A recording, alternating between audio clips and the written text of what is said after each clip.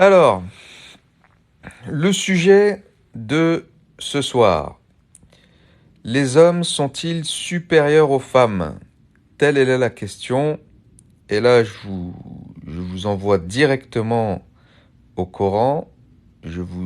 Si vous avez un Coran devant les yeux, ou vous pouvez peut-être noter la référence, c'est dans la sourate 4, verset 34. Je vous invite à aller voir ce qui en est. Je vous cite quelques sourates. Sourate 51, verset 21-22. À vous le mâle et à lui la femelle. Quelle répartition inique. Sourate 52, verset 39. Allah aurait-il les filles et vous les fils? Sourate 4, verset 117. Ce ne sont que des femelles qu'ils appellent. Donc là, en fait, comme la misogynie du calife, comment la misogynie en fait du calife aurait-elle supporté de voir le plus grand des dieux, ou Baal, n'avoir que des filles, qui étaient d'ailleurs les déesses Allat, Manat et Uza. Hein, c'est les origines de l'islam, tout ça. Hein, c'est du polythéisme. Et donc, l'oppression des femmes par les hommes en islam est justifiée par le Coran. Sourate 2, verset 228, il est dit « Les hommes sont supérieurs aux femmes à cause des qualités par lesquelles Allah a élevé ceux-ci au-dessus de celles-là. » Il est également dit que les femmes sont impures.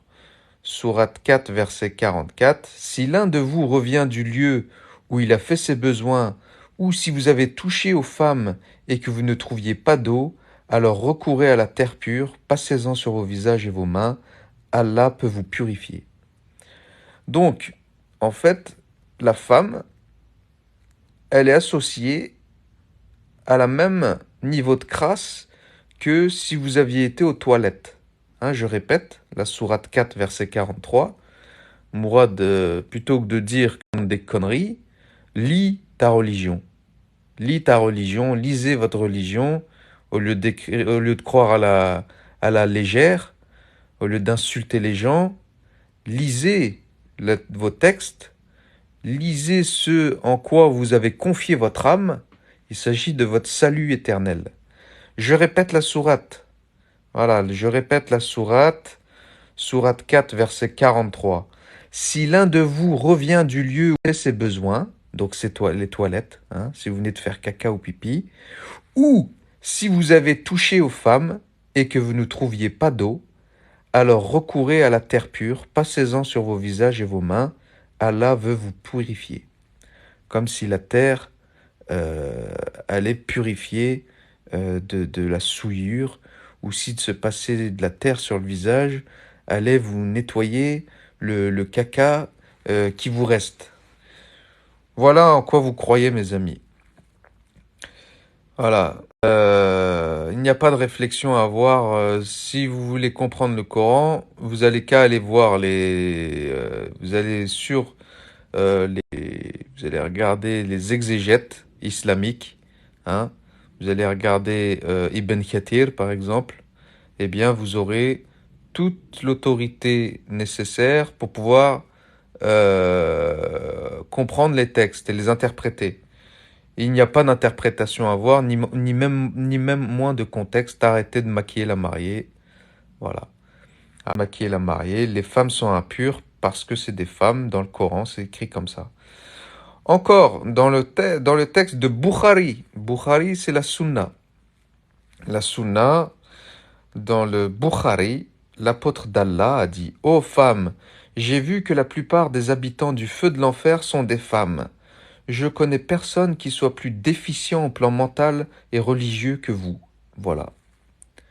Voilà ce que dit l'islam sur les femmes. Voilà. Comment être une femme et rester musulmane, ça, c'est une grande question que je me pose tous les jours. Ça, c'est une grande question que je me pose tous les jours. Je répète. L'apôtre d'Allah, donc le meilleur modèle pour les musulmans, Mohammed, a dit « Ô femmes, j'ai vu que la plupart des habitants du feu de l'enfer sont des femmes. Je ne connais personne qui soit plus déficient au plan mental et religieux. » Voilà. L'islam prend les femmes pour des déficientes mentales, donc des malades mentales, hein, des malades mentales et vouées à l'enfer. Voilà. Non, non, le fait que tu cherches constamment à descendre les autres religions montre juste que t'es pas croyant. Mais si, bien sûr que si, je suis croyant. Mais bien sûr que je dénonce l'islam qui est une insulte envers notre Seigneur Jésus-Christ, une insulte envers Dieu. Et je fais ça par charité pour mes amis musulmans, afin qu'ils puissent savourer les délices d'adorer le vrai Dieu et de quitter cette religion qui ne les mérite pas. Si ce que je vous dis suscite un mauvais sentiment chez vous, ce sentiment vous regarde, ce n'est pas le mien. Voilà, lorsque j'entends des gens critiquer le christianisme, je ne me sens pas du tout atteint. Maintenant, si vous vous sentez atteint parce que l'on critique l'islam, et encore on ne critique pas l'islam, on lit l'islam. On lit l'islam et c'est l'islam qui se descend tout seul. Montrez mon compte à qui vous voulez, il n'y a pas de problème. Si je ne suis pas bien, c'est votre problème. C'est vous qui croyez, j'en ai rien à cirer de vos pensées. Voilà. Alors, on continue. Bukhari 62-33, le prophète a dit, après moi, je n'ai pas laissé de calamité plus douloureuse pour les hommes que les femmes. Voilà. Voilà. Il n'a pas laissé de calamité plus douloureuse pour les hommes que les femmes. Donc, dans l'islam, les femmes sont une calamité. Encore Bukhari. Quand je dis Bukhari, les amis, pour ceux qui ne connaissent pas, Bukhari, eh bien, c'est ce qui fait autorité dans la sunna des musulmans. Il y a Bukhari Muslim, c'est toute la tradition prophétique. C'est-à-dire, le bon musulman doit imiter Mohammed, et pour savoir comment il faut imiter Mohammed, il faut regarder ce qu'on appelle les hadiths. Et les hadiths reconnus comme authentiques sont ceux de Bukhari et de Muslim. Donc moi, je ne vous cite que ce qui est vrai et qui fait autorité dans l'islam. Donc je répète, le prophète des musulmans a dit dans Bukhari 62-33, vous pouvez aller vérifier tout ce que je vous dis, eh bien il dit, après moi je n'ai pas laissé de calamité plus douloureuse pour les hommes que les femmes. Il ne se n'est pas arrêté là. Dans Bukhari 52-111, je vous invite à aller vérifier tout ça. Allez-y tous vérifier. Le Mohammed a dit, s'il y a un signe maléfique quelque part, c'est dans la femme, le cheval ou la maison. Allez savoir pourquoi. Allez savoir pourquoi. Comment voulez-vous que l'on puisse se sentir bien dans une religion pareille? Comment voulez-vous pas que les hommes aient la haine envers les femmes? Comment voulez-vous pas que tout cela se passe, que la paix règne dans les foyers, ne serait-ce que les foyers? La femme est vue comme une débile mentale, comme une calamité, comme une ordure. Elle est au même niveau que des excréments. Hein. Encore, Bukhari 9, 490. Les choses qui annulent les prières ont été mentionnées devant moi. Ce sont les chiens, l'âne et la femme. Voilà. Donc Allah met la femme au rang des excréments. Sourate 4, verset 43, Sourate 5, verset 6. Je vous invite à aller vérifier ce que je vous dis. Prenez des notes. Voilà. Sourate 4, verset 43, Sourate 5, verset 6. La femme est considérée comme un excrément, au même rang que l'excrément. Est-ce parce qu'elles reconnaissent cette impureté congénitale que les féministes défendent le port de la burqa, la non-mixité dans les entreprises et l'espace public? Moi, ça me fait délirer les féministes là, qui prônent pour l'islam, la défense des femmes qui mettent le burqa et tout. Qui prônent pour l'islam, la défense des femmes qui mettent le burqa et tout. J'invite toutes les féministes à aller lire l'islam là, pour qu'elles arrêtent de trop parler. Parce qu'elles ont un peu le syndrome de Stockholm, j'ai l'impression. Hein, donc je répète, vous allez trouver tout ça sur Internet. Je ne dis pas de mensonges. Tout ce que je dis, c'est que les textes de l'islam. Je n'invente rien. Il suffit de lire l'islam pour quitter l'islam. Parce que bien évidemment, ça ne vient pas de Dieu, tout ça. C'est une infamité et une insulte envers Dieu. C'est incroyable. Alors, je vais vous raconter autre chose. Il y a un monsieur qui s'appelle Maulana Mohammad Khan Shirani, en 2014, lors de la 192e réunion du Conseil de l'idéologie islamique du Pakistan, qu'il présidait, pouvait dire sans sourciller, je cite ce qu'il a dit, qu'une femme soit autorisée à respirer ou pas doit être décidée par son mari ou son gardien, et aucune femme, sous aucun prétexte et en aucune circonstance, ne devrait être autorisée à décider si elle peut respirer ou non. Voilà. C'est dans la 192e réunion du Conseil idéologie islamique du Pakistan. Vous pouvez aller retrouver tout ça sur Internet. Voilà. Écoutez, je suis pas là pour raconter des bobards, monsieur, là, que c'est écrit en arabe, je comprends pas, là, ce que votre pseudo, là, vous êtes en train de dire que c'est totalement faux ce que je dis, que je vais aller... Le Coran, je l'ai lu en diagonale, en travers, en tout ce que vous voulez. Là, je cite des sources. Donc, étant considéré plutôt comme un bien que comme une personne libre et responsable, de sa naissance à sa mort, une musulmane ne s'appartient jamais, mais doit être sous l'autorité d'un mâle, le père, le mari ou le tuteur, voilà. Et même si le tuteur est un enfant, hein. Une femme adulte peut avoir un tuteur enfant, voilà. C'est une catastrophe. Le mariage musulman est essentiellement l'acte juridique par lequel est cédé au mari l'usage du sexe de la femme, mais ne disant rien de ce qu'elle revient à celle-ci, de ce qui revient à celle-ci. Donc du mot désignant le mariage musulman est venu chez nous, revient à celle-ci. Donc du mot désignant le mariage musulman est venu chez nous le verbe trivial niquer. Excusez-moi, hein, mais ça vient de là. Hein, le mot niquer vient du mot désignant le mariage musulman. Donc je vous invite à aller vérifier tout ce que je dis. Allez vérifier d'où vient le mot niquer. Excusez-moi pour pour ces choses-là. Eh bien, allez voir sur Internet, renseignez-vous. Le mot niquer vient du mot désignant le mariage musulman. Donc l'islam faisant de la satisfaction de la malconcupiscence la béatitude suprême, il ravale la femme au rang d'objet sexuel. Voilà. Elle est un animal domestique, nourri et soigné au seul prorata des... Elle est un animal domestique, nourri et soigné au seul prorata des avantages sexuels et ménagers à en tirer. Le mari n'est pas tenu de subvenir à ses besoins dans les cas suivants. Alors, dans les cas suivants, le mari n'est pas obligé d'en prendre soin. Premier cas, lorsqu'elle est encore trop jeune pour qu'il puisse en jouir. Deuxième cas, lorsqu'elle refuse de lui obéir. Troisième cas, quand elle voyage sans son autorisation ou pour des motifs personnels. Voilà, tout ça c'est l'islam.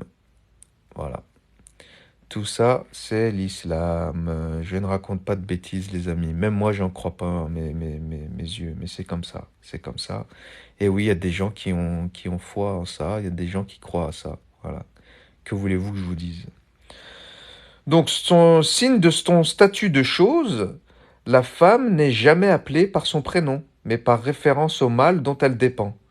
Et parce que sa raison d'être est de satisfaire les appétits sexuels de celui à qui elle est donnée pour niquer, encore une fois, hein, le mot niquer vient de là, du mariage musulman, elle n'a pas besoin d'être instruite, sinon bien sûr du Coran. Voilà, il met du Coran du matin au soir, voilà. Mais l'instruction, c'est pas la peine, pourvu qu'on lui mette le Coran, qu'on l'endoctrine, afin qu'elle soit soumise.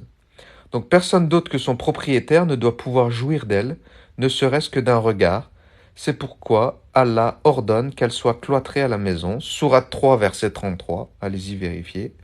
Ainsi, à l'instar des houris du paradis, elle ne risque pas de désirer un autre homme que celui auquel elle a été remise. Sourate 55, verset 72, Sourate 37, verset 48, Sourate 38, verset 52, Sourate 55, verset 56. Donc son corps et son plaisir ne lui appartenant pas, elle est souvent excisée, comme l'enseigne Mahomet dans le hadith de Abu Usaid al-Ansari, je cite. Ne coupe pas trop, cela est meilleur pour la femme et plus agréable pour le mari. En parlant de ce que vous pensez. Oui, oui, ce n'est pas une blague. Esclave, elle n'a pas le droit de se déplacer librement. Pour sortir de la demeure de son époux, une femme doit nécessairement être accompagnée d'un représentant mâle ou de son responsable. Ainsi, si elle s'avisait de fuir parce que seule elle serait automatiquement repérée et ramenée à son propriétaire. Et donc le devoir de tout musulman n'est-il pas de porter secours à son frère? Donc verset Surat 8, verset 72. La femme est si bien réduite à n'être qu'un objet de plaisir totalement passif qu'Allah ne lui attribue même pas de rôle dans la conception. Elle n'est que le passif qu'Allah ne lui attribue même pas de rôle dans la conception. Elle n'est que le réceptacle où se développe l'être humain conçu à partir du sperme seul. Alors ça, c'est aussi un mensonge scientifique incroyable. Sourate 23, versets 13 et 14. Donc une révélation comptée au nombre des miracles scientifiques du Coran et donc qui ne fait que montrer la misogynie d'Allah. Bien sûr, les miracles scientifiques du Coran ne sont des miracles que pour ceux qui veulent y croire, hein. Il n'y a pas de miracle là-dedans. C'est du bidon. Voilà, c'est du bidon. Ce qui différencie fondamentalement une épouse légitime d'une prostituée est la somme versée en proportion de la durée du mariage. Le mariage temporaire, appelé en Occident prostitution, est pratiqué par les chiites et par les sunnites. Hein, on appelle ça chez les sunnites le nikah al-mism. Ça vous donne droit d'avoir des relations sexuelles avec la femme. Vous lui donnez une petite dot. Vu que le mariage ne va pas durer longtemps, vous pouvez lui donner 20 euros. Bah, vous regardez, hein, ça existe. Hein, à l'heure où on se parle, ça existe. Hein. Je raconte pas de conneries. Hein. Allez-y hein, sur Internet, mettez sur YouTube, vous allez voir des reportages des gens d'Arabie Saoudite qui vont en Syrie, par exemple, profiter des pauvres musulmanes pauvres. Ils n'ont plus d'argent, les parents. Eh bien, ils marient leur fille pour une petite somme misérable. Les gars font leurs besoins avec elle, et puis ils la larguent juste après, ils divorcent, hein, ils la répudient. Parce que pour divorcer, il suffit que le musulman dise 3 fois « je te répudie »,« je te répudie, je te répudie, je te répudie », et puis la fille est divorcée. Bien sûr, je mens, ouais. Oui, je mens, bien sûr. Je n'ai que ça à faire, mentir. Allez lire vos textes. Voilà, mais... Allez lire vos textes. Je ne fais que lire vos textes. Donc la femme voit son inégalité congénitale confirmée par l'institution de la polygamie. Sourate 4, verset 3. Il vous est permis d'épouser 2, 3 ou 4 femmes ou les esclaves que vous possédez. Voilà. Le vrai Dieu a demandé, notamment le message de Jésus-Christ, les musulmans qui disent qu'ils aiment Jésus. Ben Jésus, il a dit une seule femme. Et c'est jusqu'à la mort. Voilà. Donc, comment Dieu aurait pu dire une seule femme et l'islam arriver et proposer 4 femmes? Voilà. Alors, là, il y a un problème. Hein. Ça, si c'est pas se foutre de la gueule du bon Dieu, cette religion, il y a un vrai problème. Voilà. Alors, si la polygamie est généralement limitée à 4 épouses, conformément à une prescription nazaréenne reprise du judaïsme, hein, parce que c'était repris du Talmud, hein, le Coran, c'est que du Talmud à l'intérieur, il y a beaucoup de versets du Talmud copiés-collés. Certains, ajoutant les 3 chiffres cités, estiment à 9 le nombre maximum d'épouses. C'est ainsi que compte par exemple l'islam du Sahel. La polygamie est justifiée par le prétendu devoir de justice à l'égard des orphelins. Après les guerres, les musulmans étant moins nombreux, les femmes ne pourraient toutes accéder autrement à la maternité. D'autres justifient la polygamie au motif qu'elle serait plus honnête que de secrètes liaisons adultères, comme si la légalisation d'un péché pouvait le transformer en vertu. Bah bien sûr, bien évidemment. À cette véritable légalisation de l'adultère, qui est un maximum de 4 épouses, il faut ajouter le droit du mari de les répudier à tour de rôle, sourate 2, verset 230. Hein. Donc cette caricature du mariage s'exprime encore par le recours au mariage temporaire, et au droit de posséder un nombre illimité de concubines et d'esclaves sexuels. Et bien sûr, le harem vient de là. Les sultans musulmans de l'époque avaient des harems avec plusieurs esclaves sexuels. Bien sûr, c'était souvent même des berbères, donc mes ancêtres, mes arrière-grand-mères, lorsque les musulmans sont arrivés au nord de l'Afrique, ils ont pris des femmes et ils les ont envoyées assouvir les désirs des califes et des sultans. Pareil pour les occidentales, notamment lors de la prise de l'Andalousie, énormément de femmes européennes ont été envoyées en esclavage sexuel. Hein, voilà. Et donc, c'est pour ça que le musulman, il a droit d'avoir 4 femmes légitimes, jusqu'à 4 femmes légitimes, officielles. Il peut les répudier quand il en a envie et il peut se remarier, mais il a un nombre illimité d'esclaves sexuels. Voilà. C'est les esclaves sexuels, c'est celles qui sont prises après une guerre, ce sont des captives de guerre. Voilà. Là, ça, c'est dans le Coran, 7777. Hein. C'est dans le Coran. N'invente rien, tout est dans le Coran. Voilà. Sourate 2, verset 223. Sourate 2, verset 223. Je vous invite à lire Sourate 2, verset 223. Ouvrez le Coran, allez lire Sourate 2, verset 223. Il est écrit: Vos femmes sont pour vous un champ de labour, allez-y comme et quand vous voulez. Donc en enjoignant au mari de disposer de sa femme à sa guise, ce verset légitime toutes ces perversions sexuelles. Telle est l'interprétation traditionnelle que même des penseurs réputés et éclairés enseignent. Donc là, c'est M. Talbi. Il dit: pas de tabou sexuel, tous les orifices sont bons. Il n'y a pas de problème. Vous y allez. Faut y aller, il n'y a pas de problème. Vous y allez, il n'y a pas de problème. Et elle n'a pas intérêt à refuser. Elle n'a pas intérêt à refuser. Si elle se refuse à vous, vous pouvez la quitter du lit. Il y a plusieurs préceptes que le musulman a le droit et pour pouvoir la punir si elle se refuse à vous. Donc l'imposture coranique éclate ici dans l'ignorance d'Allah du fait que l'homme n'est justement pas libre de labourer quand il veut. Est-ce parce que les Bédouins n'étaient pas des agriculteurs qu'Allah ignore qu'on ne laboure pas n'importe quand, mais seulement en automne? Voilà. Donc même dans le labour, le vrai, on ne laboure pas comme on veut. Et donc les femmes ne sont pas un champ de labour où on y va quand on veut. Les femmes, on n'y va pas comme on veut. Il faut qu'il y ait, d'ailleurs, le mariage chrétien, il y a consentement mutuel. L'homme et la femme se doivent de quitter leurs parents et ne faire plus qu'un, et se donner l'un l'autre pour la vie, et se dire oui devant Dieu. Hein. Le mariage musulman n'est pas du tout pareil. L'homme va tout seul avec le tuteur de la femme chez l'imam, ils font la fatiha, la femme n'est même pas là, et puis il n'y a pas de consentement devant témoin. L'homme prend ensuite sa femme qui lui revient de droit. Elle quitte un tuteur qui était son père à son nouveau tuteur qui est son mari. Et donc voilà. Et voilà. C'est vous qui n'avez rien compris, Abdelmalek. C'est vous qui n'avez rien compris à votre religion. Vous croyez à la légère. Vous croyez à la légère. Donc, le viol existe même en couple. Hein. Si votre femme n'a pas envie d'avoir une relation sexuelle, si vous la forcez à avoir une relation sexuelle, eh bien, ça s'appelle un viol. Hein. Donc, comme la polygamie le montre, le musulman n'est pas appelé à s'attacher à sa femme en vue de ne faire plus qu'un avec elle. Hein. Comme notre Seigneur Jésus-Christ nous l'a dit dans Matthieu chapitre 19, versets 5 et 6. Hein. Ne faire plus qu'un avec elle dans un lien d'amour exclusif. Voilà. Uniquement votre femme et les femmes uniquement leur mari.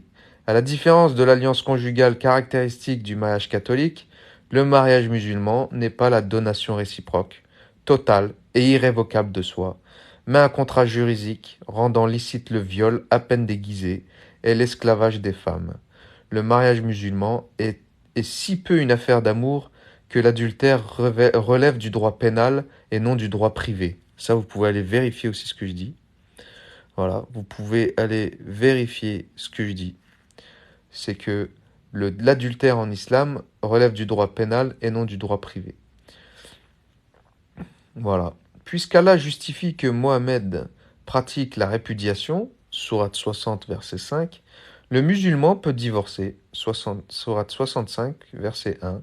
Il lui suffit de dire à son épouse 3 fois de suite: je te répudie, comme je vous l'ai dit tout à l'heure, pour que la répudiation soit effective, même prononcée en état d'ivresse. Ça, il n'y a pas de problème. Mais l'épouse ne peut pas quitter son mari sans son accord, et encore a-t-il le droit, pour s'assurer qu'elle n'est pas enceinte, de la séquestrer pendant 3 périodes menstruelles. Ça, c'est écrit dans le Coran, sourate 65, verset 4. Allez-y vérifier. Sourate 65, verset 4. Le mari peut séquestrer sa femme pendant 3 mois si elle décide de le quitter pour qu'il vérifie si elle n'est pas enceinte. Voilà, attendez, je vais faire un peu de ménage là. Les gens qui m'insultent de charlatan, etc. On va les foutre dehors. Allez, casse-toi. Casse-toi, Emmett. Alors, je vais faire un peu de ménage, hein. Voilà. Hop. Hop. Les musulmans ne boivent pas, qui dit. Mais bien sûr. Vous n'avez pas le droit de le boire, mais ça n'empêche pas les musulmans de boire, hein. Il n'y a pas de problème, hein. Alors, hein, je compte sur vous pour faire le ménage, hein, les modérateurs. Alors, si la femme réussit à obtenir l'accord de son mari, il lui restera à entreprendre les démarches administratives longues et fastidieuses pour au final se retrouver dans une condition socio-économique très critique. Allez voir ce qui se passe dans les pays musulmans lorsque la femme se fait répudier, hein. Elle perdra la garde de ses enfants, sauf celle des bébés, et se retrouvera le plus souvent livrée à la misère. Et si elle la permet de la reprendre, mais seulement après une troisième répudiation, c'est à condition qu'elle consomme d'abord un autre mariage. Pour qu'un homme en islam, allez tous vérifier, vous allez halluciner là. Accrochez-vous, vous allez halluciner.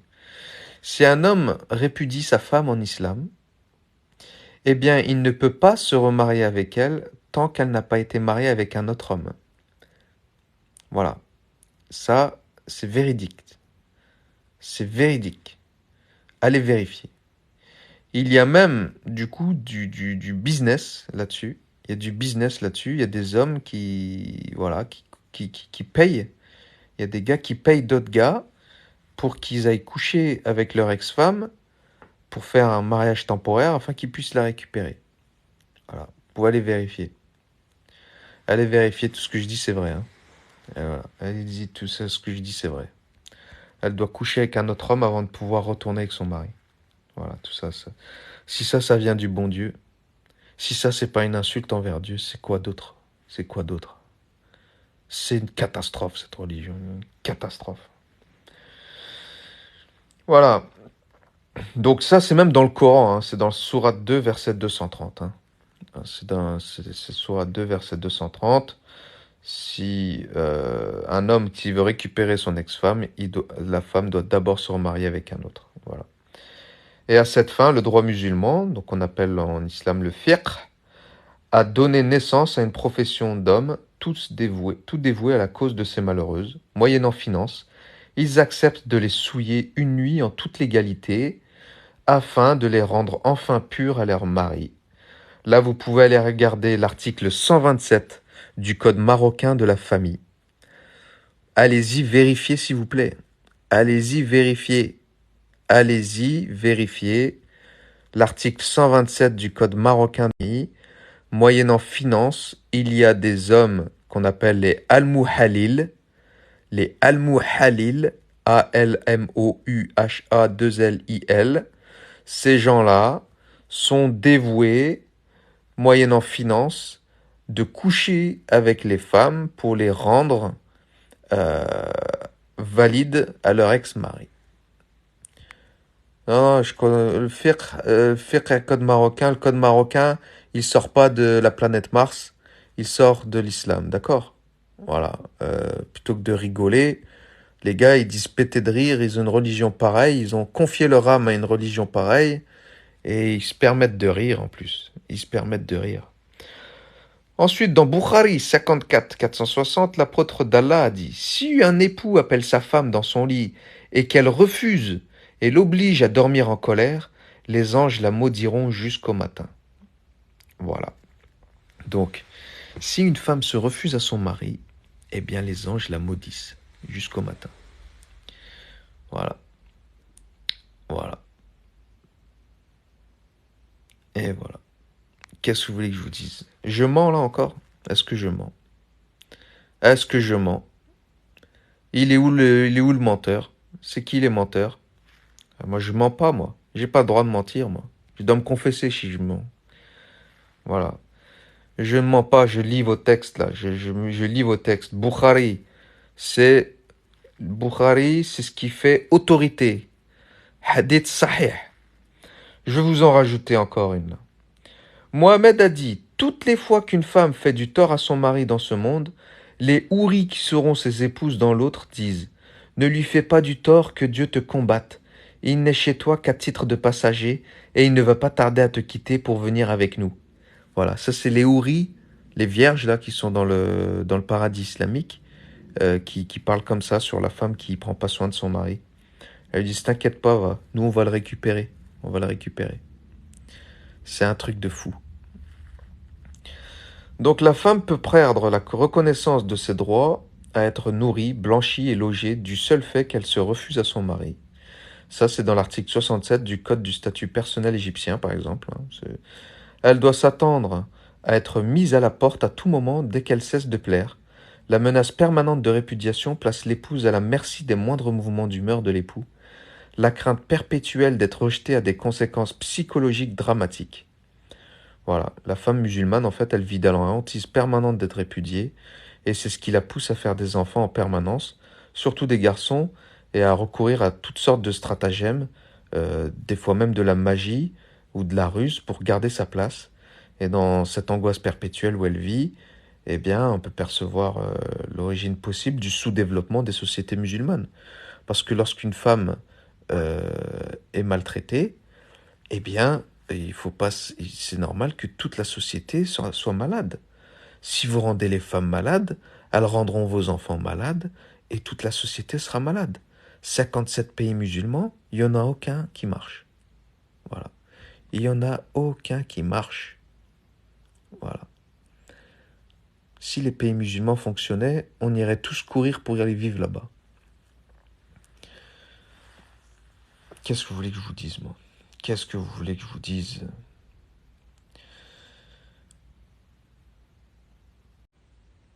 Mais le musulman étant certainement impeccable par nature, Allah ne prévoit pas de sanctions pour lui. Là, si on parle de désobéissance.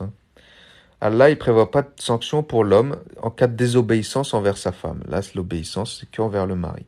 En Arabie Saoudite, la peine de mort sanctionne le viol et le meurtre, sauf si la victime est une épouse. La peine est alors celle de l'emprisonnement, de 5 à 12 ans maximum.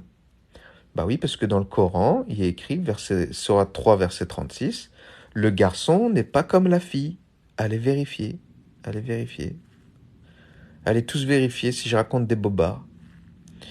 Donc l'épouse n'est respectée qu'en tant qu'elle participe au djihad en enfantant de futurs moudjahidines, et si elle doit vivre dominée constamment sous contrôle, c'est en raison de son maléfique pouvoir de séduction, capable de détourner le musulman de l'impérieux devoir du djihad. Le musulman doit considérer ses proches comme des ennemis potentiels du fait que leur affection pourrait le détourner du djihad. Sourate 64, verset 14. Je répète, Sourate 64, verset 14. Ô croyants, vos épouses et vos femmes sont souvent vos ennemis. Soyez en garde contre eux. Allah, il dit aux croyants de se méfier de leurs épouses et de leurs enfants. Voilà la RATP. La RATP, religion d'amour, de tolérance et de paix. La RATP. C'est la RATP, la RATP. Aïe, aïe, aïe, aïe. Tous les hadiths, notamment ceux de Bukhari, que ce soit le 2504, et de Muslim, le 1453, le 486, le 8.3425, rapportent l'histoire de Abu Odeifa, dont l'épouse recevait chez eux en son absence un ami du nom de Salem. Alors, cette histoire, elle est incroyable. Ce qui avait le don d'irriter la jalousie d'Abu Odeifa, parce qu'elle recevait un ami.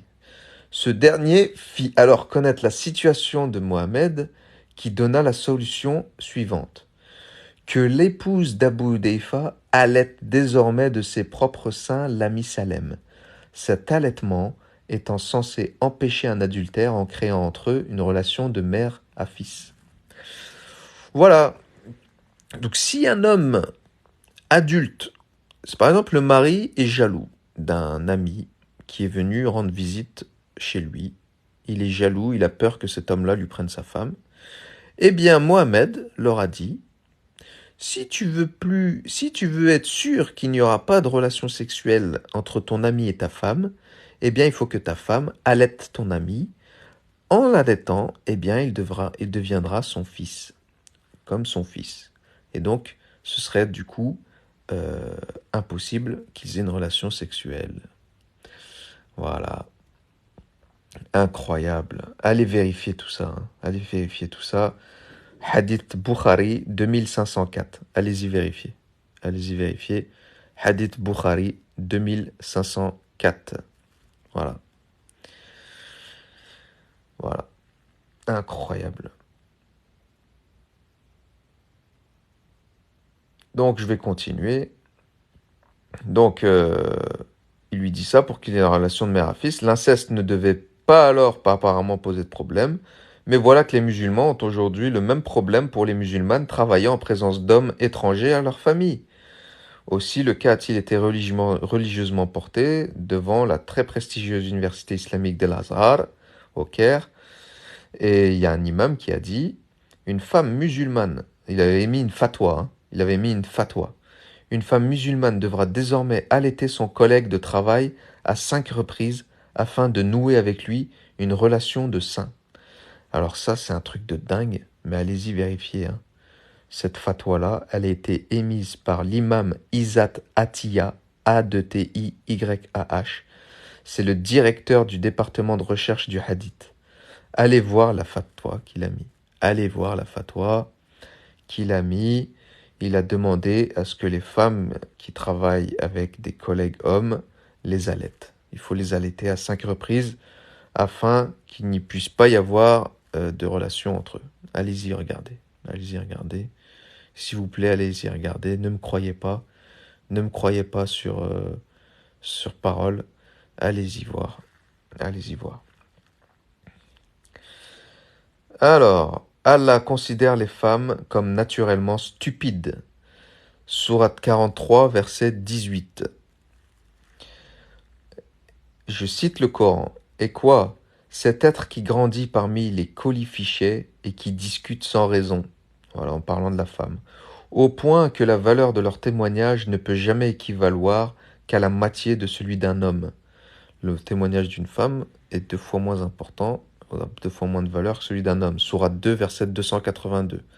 Je répète, Sourate 2, verset 282. Là, je ne parle que du Coran depuis tout à l'heure, monsieur. Monsieur Mozana. Pas Mozana. Roi Hannibal. Voilà. Voilà, le Coran, c'est le Coran, tout ça aussi. Hein. J'ai parlé de 3 quarts du temps du Coran, 1 quart du temps des hadiths. Hein, mais c'est surtout le Coran. Hein. Voilà, c'est le Coran aussi. Hein. Donc le Coran, il dit bien que la femme est stupide, hein, naturellement stupide, que son témoignage vaut 2 fois moins que celui d'un homme, sourate 2, verset 282, et encore dans les transactions commerciales où le témoignage de 2 hommes est requis, celui de 4 femmes n'est pas suffisant. Au Koweït, par exemple, une femme, même médecin, ne peut pas autoriser l'opération de son père ou de sa mère. Seul son frère peut le faire. Donc, puisque la dignité des femmes est de moitié inférieure à celle des hommes, donc n'est-il pas normal qu'elles n'héritent que de la moitié de ce dont hérite leur frère? Et là encore, c'est le Coran qui le dit. L'héritage d'une femme est 2 fois inférieur à celui d'un homme. Donc, c'est dans la sourate 4, verset 11, et aussi dans la sourate 4, verset 176. Allez-y vérifier. Allez-y vérifier plutôt que d'insulter les musulmans. Musulmans, arrêtez d'insulter les musulmans. Les femmes sont si bien suspectes d'être toujours coupables de quelque chose, sourate 64, verset 14, qu'en cas de plainte pour turpitude ou pour fornication, Allah a déclaré nécessaire le témoignage de 4 hommes. Sourate 4, verset 15.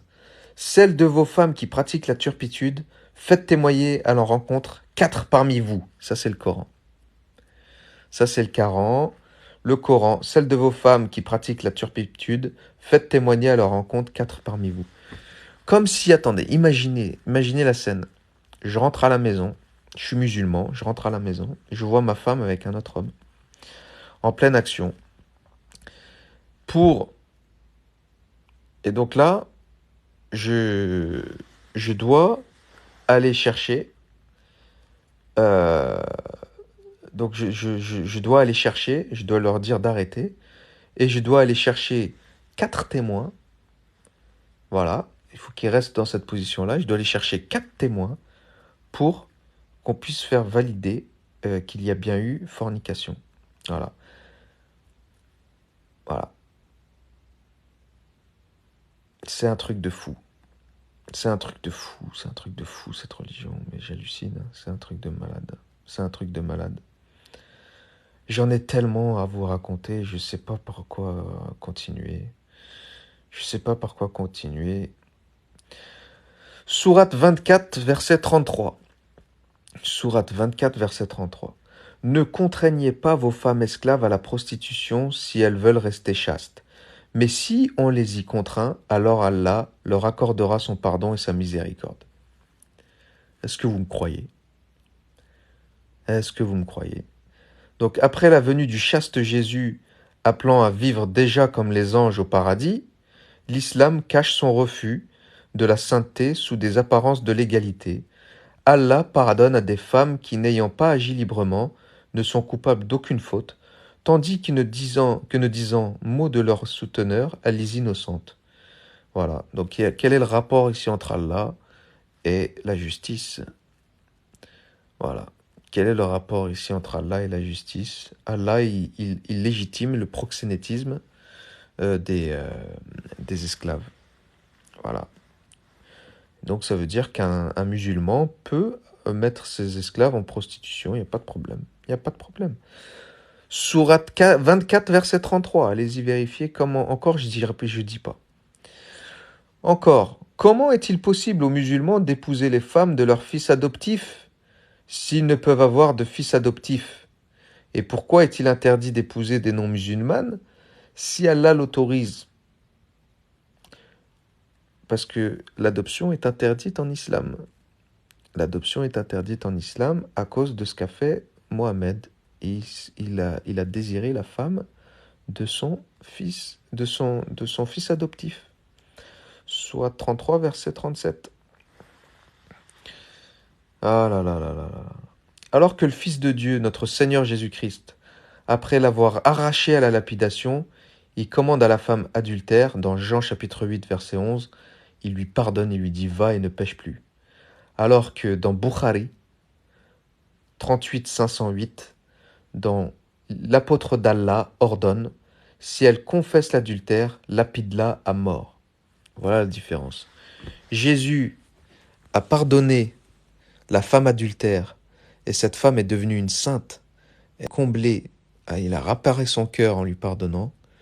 Par contre, Mohammed, le faux prophète, eh bien lui, il condamne la lapidation à mort. Voilà. On enterre la femme jusqu'à la tête, on la lapide avec des pierres jusqu'à qu'elle meure. Voilà. Voilà l'islam.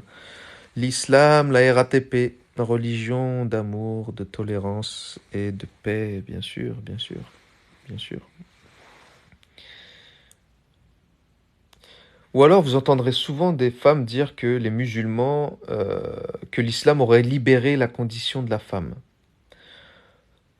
Alors que, franchement, avec tout ce qu'on vient de dire, les traditions musulmanes, elles témoignent clairement du contraire.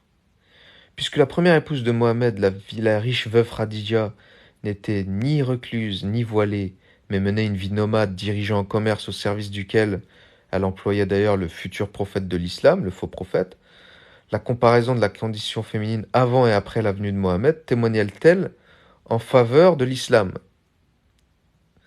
Quand on voit la différence entre les deux, eh bien, voilà, à vous de voir, hein, à vous de voir.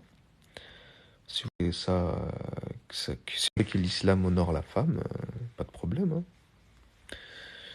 Il n'y a pas de souci. On n'a pas, la même vision. Dans la religion d'Allah, le mâle n'a tout de même pas tous les droits. S'il a une petite épouse et qu'elle tette encore sa fille, sa mère ou sa sœur, ou la femme de son frère, son mariage est invalidé et elle devient illicite pour lui, parce que par cet allaitement, elle est devenue sa fille, sa sœur, nièce. Et s'il a deux épouses, une petite et une adulte, et que l'adulte allaite la petite, alors l'adulte devient illicite pour lui parce qu'elle est devenue la mère de sa femme. Voilà. Vous avez compris ça? Si un homme musulman, il a deux femmes, une petite et une adulte, et que l'adulte allaite la petite, alors l'adulte devient illicite pour lui parce qu'elle est devenue la mère de sa femme. Voilà, voilà l'islam. Voilà l'islam, la religion, la religion islamique. La religion islamique. Dans l'islam, Mohammed, c'est le modèle des musulmans. C'est le meilleur modèle des musulmans. Un bon musulman, il doit imiter Mohammed. Hein, c'est dans la sourate 33, verset 21. Les plus scrupuleux des musulmans, vraiment, ils font tout pour le suivre.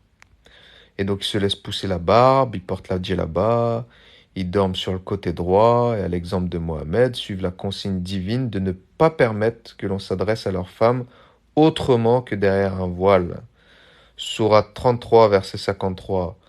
Ô croyants, si vous avez quelque demande à faire à ces femmes, faites-la à travers un voile. Donc le port de la burqa trouve son obligation dans le Coran, ou en tout cas le port du voile. Sourate 33, verset 55, mais aussi Sourate 24, verset 31. Vos épouses peuvent se découvrir devant leur père, leurs enfants, leurs neveux et leurs femmes, et devant leurs esclaves. Elles peuvent se découvrir que devant ces gens-là. S'il ne peut pas porter le voile en présence des membres mâles de sa famille ou de ses esclaves est une concession, cela signifie que c'est une obligation au public. On ne peut certainement pas se prétendre musulman et rejeter des prescriptions si clairement formulées par le Coran. Donc bien évidemment, le port du voile, si les femmes portent le voile, c'est pas pour se faire plaisir, c'est parce que c'est obligatoire. C'est considéré comme le fard, ce qui est obligatoire. Voilà. C'est pour ça que les vrais musulmans, les vraies musulmanes, elles portent le voile. Voilà. C'est comme ça. C'est comme ça. C'est pas pour l'émancipation de la femme. En pays musulman, l'appartenance religieuse passe avant l'appartenance nationale. Donc aussi, tout musulman marié en Occident, y compris un converti, peut y contracter un mariage polygame ou y répudier son épouse. Cela arrive souvent en France. Par exemple, en France, il y a des musulmans qui ont 4 femmes. Ils en répudient, ils ont 4 femmes, officiellement, islamiquement, mais ils en ont qu'une sur les papiers. Donc qu'est-ce qu'ils font? Ils épousent une sur les papiers, hop, ils vont à la mairie, ils l'épousent, il lui fait 4-5 gosses, ils divorcent d'avec elle, selon le droit français. Islamiquement, il la garde. Elle a le droit à la CAF et aux aides en tant que femme isolée. Il va épouser ensuite une deuxième femme, qui est toujours sa femme en islam également. Il fait pareil, des gosses, etc. Il divorce, il prend une troisième, hop, la CAF, et il se retrouve avec 4 femmes, je ne sais combien d'enfants, et je ne sais combien d'argent également, parce qu'après son rôle, c'est d'aller chercher l'argent à la maison. Voilà. Il peut changer de femme tous les jours, il va les voir, il va les visiter, il récupère le courrier, il récupère l'argent de la CAF. Voilà. Et ben c'est licite en islam. Tu peux avoir 4 femmes. Comme c'est la règle islamique qui passe avant la règle de l'État, tu as 4 femmes en islam, il n'y en a qu'une qui est déclarée, toutes les autres sont divorcées et isolées, donc tu peux leur faire des enfants. Elles vont avoir des aides, elles vont déclarer femme isolée, et puis c'est des milliers d'euros qui rentrent à la fin du mois. Voilà. C'est magnifique, hein? Voilà. On va aller travailler bien pour aller payer tout ça. Réveillez-vous tôt pour aller payer tout ça. Voilà. Et voilà, qu'est-ce que je voulais que je vous dise? Un non-musulman ne peut pas épouser une musulmane. Sourate 2, verset 221. Aussi aujourd'hui en Europe, de plus en plus de jeunes gens acceptent de professer la shahada et donc de perdre la vie éternelle en apostasiant le peu de foi chrétienne qu'il leur reste pour pouvoir épouser une musulmane. Hein? Le comble est atteint lorsque même des prélats catholiques les y encouragent. Les uns et les autres ne se souviennent-ils pas que les premiers chrétiens ont préféré le martyre plutôt que d'apostasier? Voilà, moi j'ai un ami comme ça. J'ai un ami, il est tombé amoureux d'une musulmane d'origine algérienne. Elle l'a forcé à se convertir pour pouvoir l'épouser. Donc il a fait une conversion comme ça, pour faire plaisir à sa femme et à toute sa famille. Tout le monde s'est glorifié de sa conversion alors qu'il n'en a rien à cirer. Mais voilà, mais il a quand même apostasié. Il est né catholique, il est baptisé, hein. Voilà. Voilà la religion de la vérité. C'est vrai qu'il est devenu musulman pour la vérité, hein, un homme comme ça. C'est pour la vérité? Ah oui, c'est la vérité. Non, non, c'était pour une femme. Par amour d'une femme. Notre Seigneur Jésus-Christ a dit, et je vais m'en arrêter là parce que je pourrais encore parler pendant des heures et des heures. Pendant des heures et des heures, croyez-moi, j'ai des références.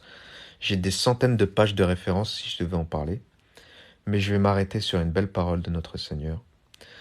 Dans Luc chapitre 14, verset 26, notre Seigneur a dit, « Si quelqu'un vient à moi sans me préférer à quiconque, y compris sa fiancée, il ne peut pas être mon disciple. » Voilà. Voilà, mes amis. Voilà ce qu'a dit le vrai Dieu pour ceux qui seraient tentés d'aller apostasier et de rejoindre la charnelle religion de Mahomet, le premier-né de Satan. Voilà, ceux qui veulent perdre leur âme, ils deviennent musulmans. Et voilà, bah, chacun fait ce qu'il veut de sa vie, chacun fait ce qu'il veut de son âme. Mais je viens au moins de vous dire la réalité, la vérité sur ce que l'islam enseigne sur les femmes. Voilà. Je vous remercie toutes et tous, j'espère que ça vous a plu. Ce live sera diffusé sur ma chaîne YouTube, sûrement demain ou après-demain, je verrai. Et puis voilà, je vous souhaite une très très belle soirée à toutes et tous. Soyez toutes et tous bénis. Merci à vous.